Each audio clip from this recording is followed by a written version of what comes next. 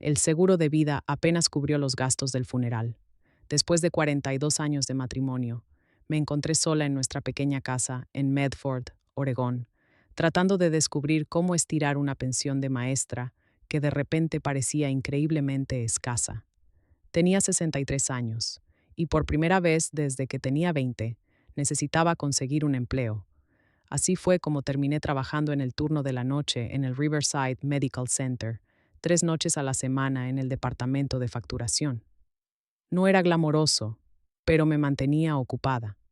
Evitaba que mi mente divagara hacia la silla vacía en la mesa del comedor. El turno terminaba a las 11:30 y tomaba el último autobús a casa, llegando poco después de la medianoche. Excepto que el horario del autobús cambió ese septiembre. Recortes presupuestarios, dijeron. El último autobús ahora salía a las 11:00, media hora completa antes de que terminara mi turno.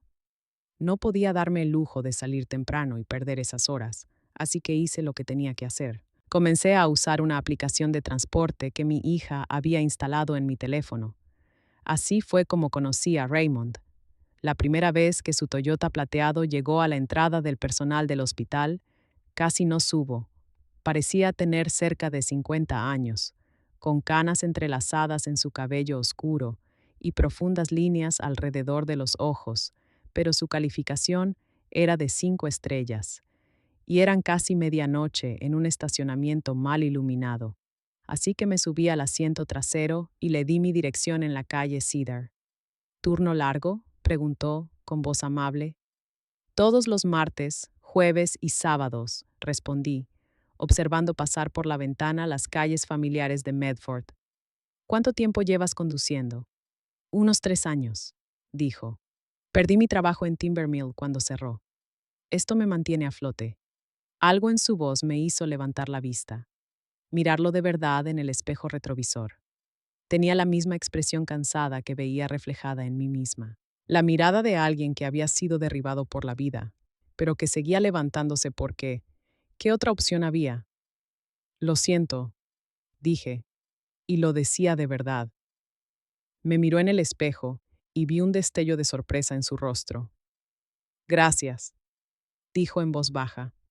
La mayoría de la gente no lo hace. Bueno, gracias, señora. Carol, corregí. Mi nombre es Carol, respondió Raymond, y vi el fantasma de una sonrisa.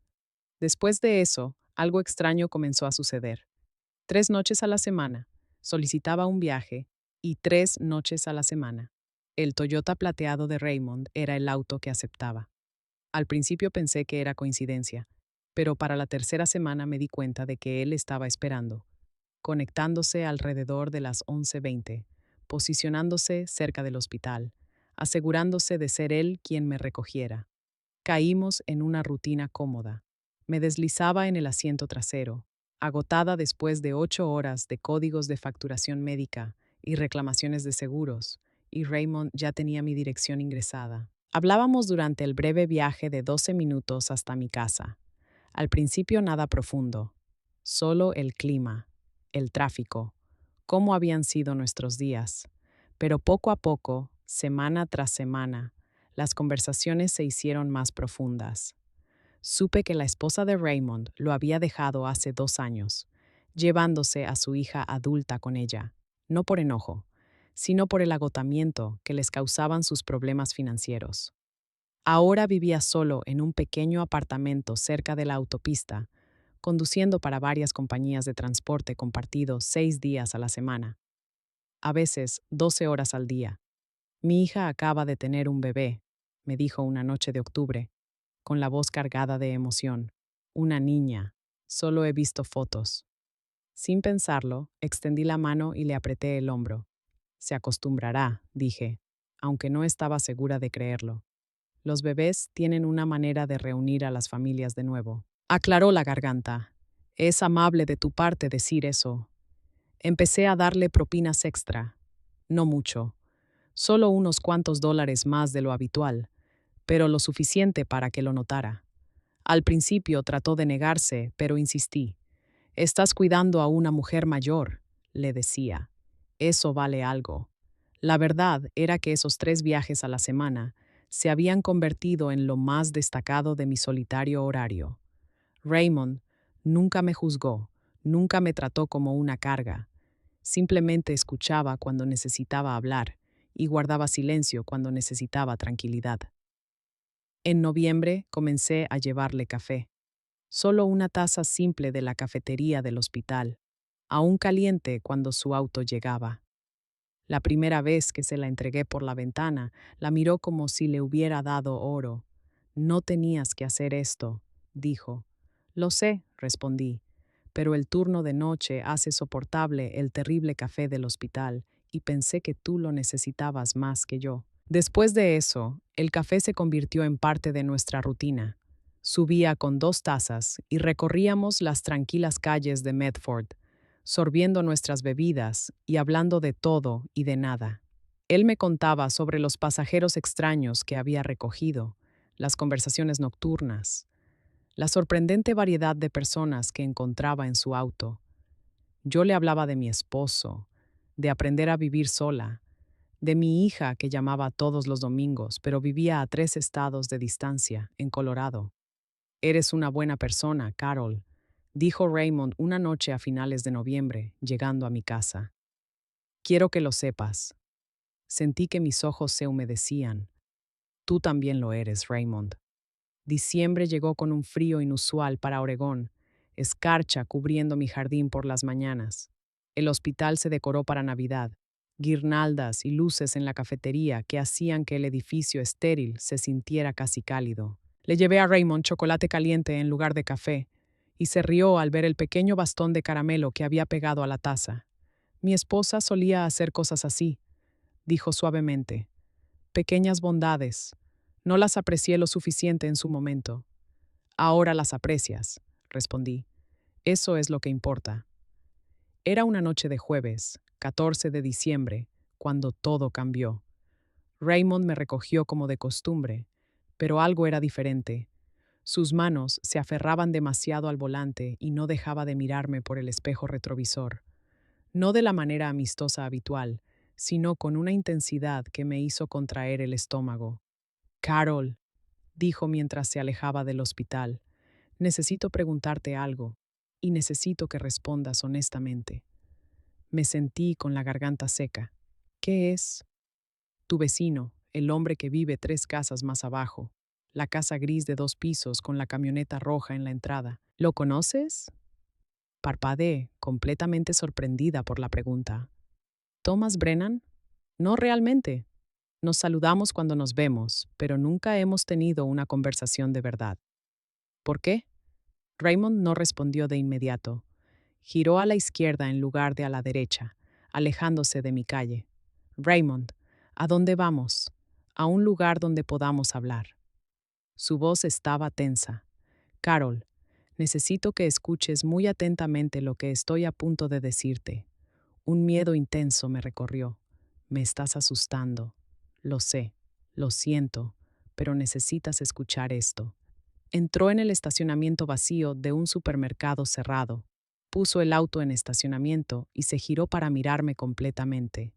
A la luz dura de las luces de seguridad del lugar, su rostro parecía demacrado. Recogí a Thomas Brennan la semana pasada, dijo Raymond el sábado por la noche alrededor de las 10:30. Estaba borracho, muy borracho, y los borrachos hablan. Esperé, con el corazón latiéndome con fuerza. Estuvo en su teléfono durante todo el viaje, discutiendo con alguien. Al principio intenté no escuchar, ya sabes, cortesía profesional, pero luego lo oí decir, tu dirección exacta, Carol. Y estaba enojado. No entiendo, dijo. Y estas fueron sus palabras exactas. La anciana del 847 de Cater va a ser un problema. Ve demasiado. Necesitamos manejarlo antes de que se dé cuenta y vaya a la policía. El mundo se me inclinó. ¿Qué? Hay más. Raymond sacó su teléfono, con las manos temblando ligeramente. Comencé a prestar atención después de ese hábito profesional de mi antiguo trabajo de seguridad en la fábrica. Empecé a llevar un registro. Ese hombre, Thomas Brennan. Lo he recogido 7 veces en el último mes. siempre tarde en la noche, siempre borracho, siempre en su teléfono, teniendo estas conversaciones intensas. Deslizó su teléfono, mostrándome una lista de fechas y horas registradas en una aplicación de notas. Anoche lo recogí de nuevo. Estaba hablando de ti otra vez, Carol. Dijo, ella trabaja hasta tarde los martes, jueves y sábados. La casa está vacía. He estado observando. El hielo me recorrió las venas. Ha estado vigilando mi casa. Eso creo. Y creo que hay algo más que solo observar. El rostro de Raymond se veía sombrío. Hace 2 noches pasé por tu calle camino a casa. Vi su camioneta estacionada 2 casas más abajo de la tuya a las 2 de la madrugada. Solo estaba allí, luces apagadas, motor encendido. ¿Por qué haría eso? No pude terminar la frase. No lo sé, pero, Carol, necesito que no regreses a casa esta noche. Por favor. ¿A dónde se supone que vaya? ¿A un hotel? ¿A la casa de una amiga? ¿Al lugar de tu hija, si puedes? ¿A cualquier sitio menos a Cedar Street? Se giró y me entregó su teléfono. Estas son todas mis notas. Horas, fechas, cosas que dijo. Creo que necesitas ir a la policía. Mis manos temblaban cuando tomé el teléfono. ¿Por qué no me lo dijiste antes? Porque al principio no estaba seguro. Pensé que quizá estaba siendo paranoico, interpretando demasiado los desvaríos de un borracho. Pero esta noche, Carol, esta noche pasé otra vez por tu calle antes de recogerte. Su camioneta estaba estacionada frente a tu casa.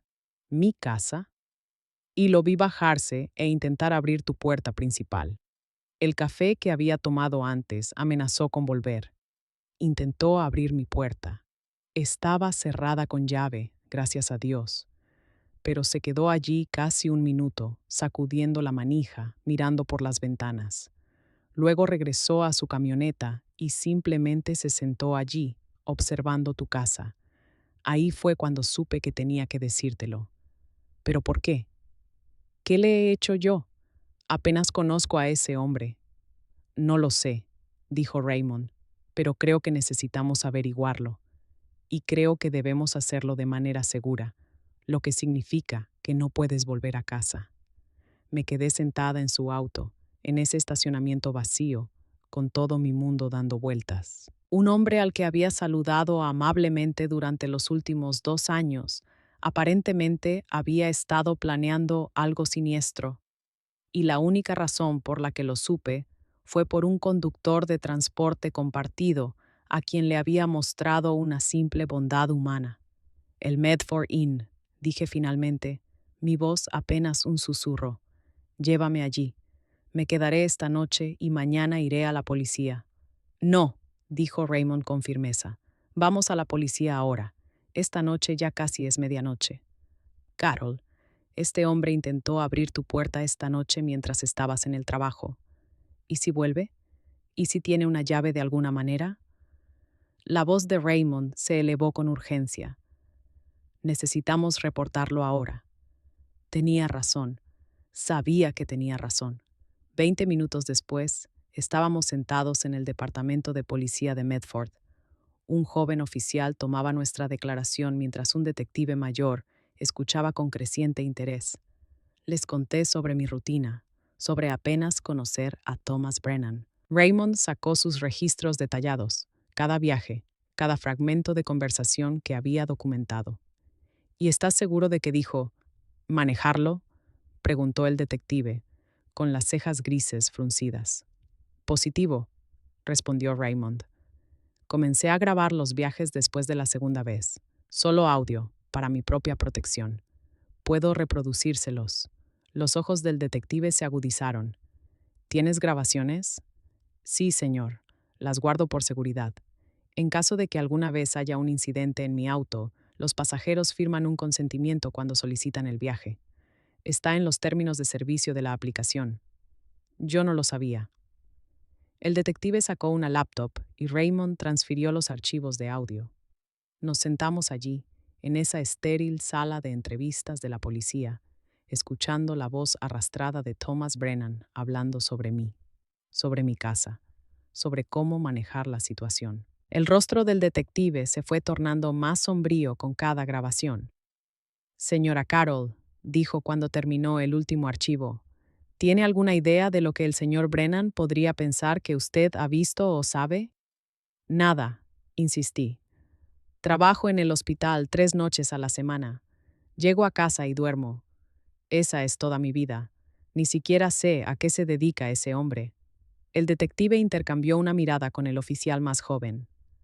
Trabaja en el Riverside Medical Center, dijo lentamente. En mantenimiento, turno de noche. Mi sangre se heló. ¿Qué? ¿Nunca lo había visto allí? El hospital emplea a 400 personas. Yo trabajo en facturación, en el sótano. Apenas veo a alguien fuera de mis compañeros inmediatos. Pero incluso mientras lo decía, algo me picoteaba en la memoria. Un conserje que a veces pasaba por el pasillo, siempre alrededor de las 11:15 cuando yo salía. Un hombre con un carrito, siempre con una gorra de béisbol puesta baja. Nunca había mirado su rostro, nunca había prestado atención. El sótano, dije despacio. ¿Dónde está el departamento de facturación? Él limpia allí, ¿no es así? El detective asintió.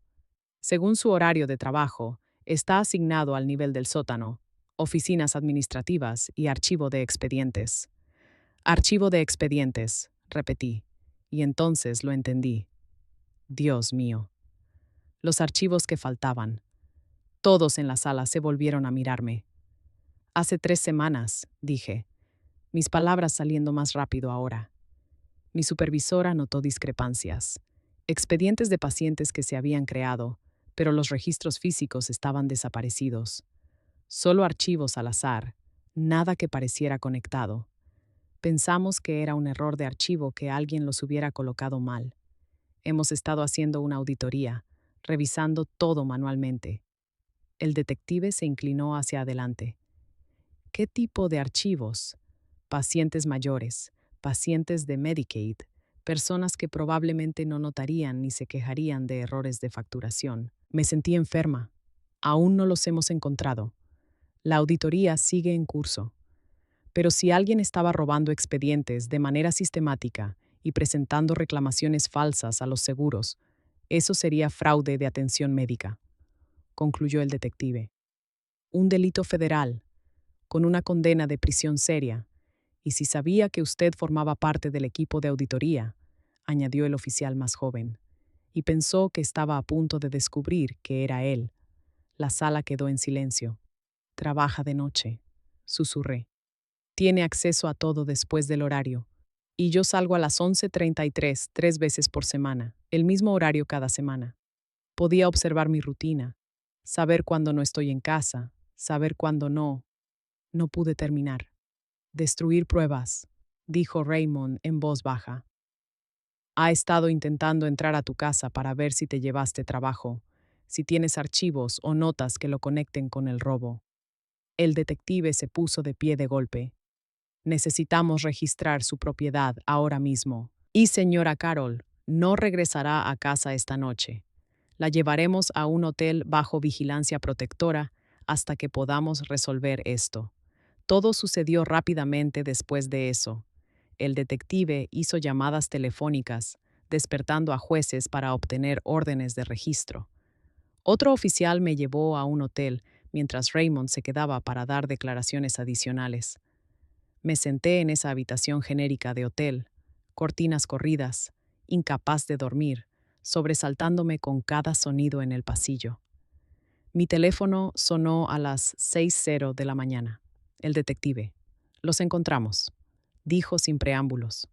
Cajas de expedientes de pacientes en su garaje, más de 300 archivos abarcando 2 años, y evidencia de reclamaciones fraudulentas de seguros que sumaban más de $200,000. Me senté de golpe en la cama del hotel. Dios mío, ha sido arrestado. Será acusado de fraude de atención médica, intento de robo y acoso. Está a salvo, señora Carroll. Puede regresar a casa. Pero yo no me sentía segura. Me sentía destrozada, violada.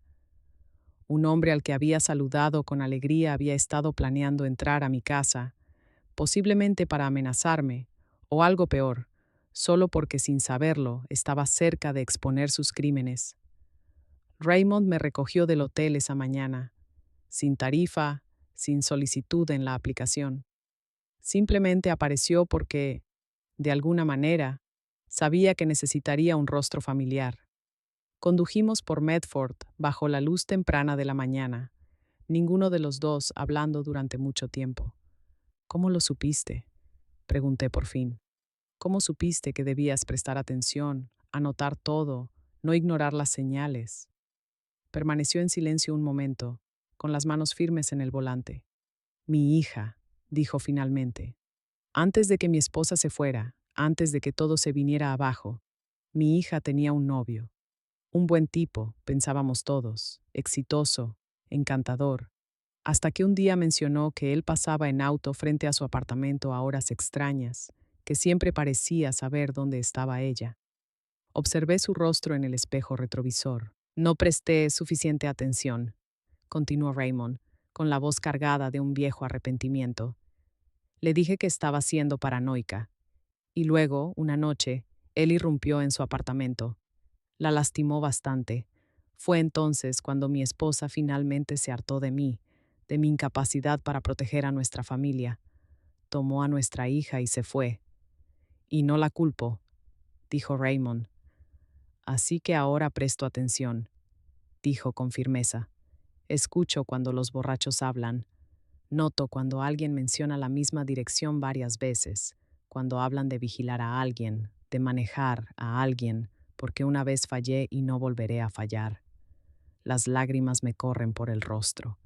Me salvaste la vida. Primero tú salvaste la mía, respondió en voz baja. Me trataste como si importara, como si valiera la pena hablar conmigo en lugar de ser solo un servicio. Me traías café y preguntabas cómo había sido mi día. ¿Sabes lo raro que es eso? La mayoría de los pasajeros ni siquiera me miran, Carol. Solo soy el conductor, pero tú me viste, así que me aseguré de verte a ti también. Llegamos a mi casa en Cedar Street. A la luz de la mañana, se veía común, segura, pero sabía que nunca volvería a sentirme del todo igual sobre ella. A 3 casas de distancia, la cinta policial rodeaba la casa gris, de 2 pisos con la camioneta roja en la entrada.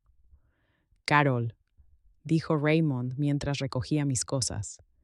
Quiero que tengas mi número personal, no el de la aplicación, mi teléfono celular real. Me llamas en cualquier momento, de día o de noche, si necesitas algo, cualquier cosa. Tomé la tarjeta que me entregó. Lo haré. Y Raymond, gracias por todo. Gracias, respondió. Y vi que sus ojos también estaban húmedos, por recordarme por qué importa el trabajo. La investigación policial llevó semanas. Revelaron toda la operación de Thomas Brennan, cómo había estado robando expedientes durante más de 2 años, presentando reclamaciones falsas por procedimientos que nunca se realizaron, embolsándose los pagos del seguro. Mi papel en la auditoría efectivamente me había puesto en su radar, y sus conversaciones borrachas en el auto de Raymond revelaron que había estado planeando registrar mi casa en busca de cualquier evidencia que pudiera haber llevado a casa, y luego manejarme si me convertía en un problema. Testifiqué en su juicio. Raymond también testificó, y sus registros detallados y grabaciones de audio se convirtieron en evidencia clave. Brennan fue sentenciado a 12 años de prisión federal. Durante todo ese tiempo, Raymond siguió llevándome al trabajo y de regreso 3 noches a la semana. Pero ahora yo estaba sentada en el asiento delantero y ya no éramos solo conductor y pasajera. Éramos amigos, unidos por las circunstancias y las decisiones que ambos habíamos tomado para estar presentes por otro ser humano. 6 meses después del arresto de Brennan, la hija de Raymond lo llamó. Había escuchado sobre el caso, leído sobre su testimonio en las noticias. La forma en que había protegido a un extraño cuando no pudo protegerla a ella la perseguía, dijo, pero de una manera buena, sanadora. Quiere que conozca a mi nieta, me dijo un martes por la noche, con la voz quebrada de alegría. Dice que tal vez es hora de intentar ser una familia nuevamente. Le apreté la mano a través de la consola. Eso es maravilloso. Es por ti, insistió. Todo. Si no me hubieras mostrado amabilidad, si no me hubieras hecho sentir vista, no habría estado prestando atención. Solo habría sido otro conductor llevando a un borracho a casa, ignorando sus divagaciones. Pero me enseñaste que las pequeñas bondades importan, que las personas importan, y eso nos salvó a ambos. Pienso mucho en eso ahora. Como una propina de unos pocos dólares y una taza de café del hospital crearon un efecto dominó que terminó salvando mi vida y sanando a la familia de Raymond. Como nunca sabemos el impacto que tienen nuestras pequeñas decisiones, las vidas que tocamos cuando simplemente elegimos ver a las personas como seres humanos dignos de respeto y amabilidad. Ahora tengo 64 años. Sigo trabajando 3 noches a la semana en el Riverside Medical Center, todavía viviendo en mi pequeña casa en Cedar Street. Pero ya no estoy sola. Raymond y yo cenamos todos los domingos con su hija y su nieta. Me llaman tía Carol. Esta familia improvisada que hemos construido a partir de traumas compartidos y gracia inesperada. La semana pasada, una nueva empleada de facturación comenzó en mi departamento. Joven y abrumada, la vi luchando con los códigos. Vi sus ojos llenarse de lágrimas de frustración. Así que le llevé café en su segundo día. Me senté con ella durante el descanso y le dije que todo se volvería más fácil. Gracias, susurró, mirándome con tanta gratitud. No tienes idea de cuánto significa esto, pero yo sí. Sé exactamente lo que pueden significar las pequeñas muestras de bondad.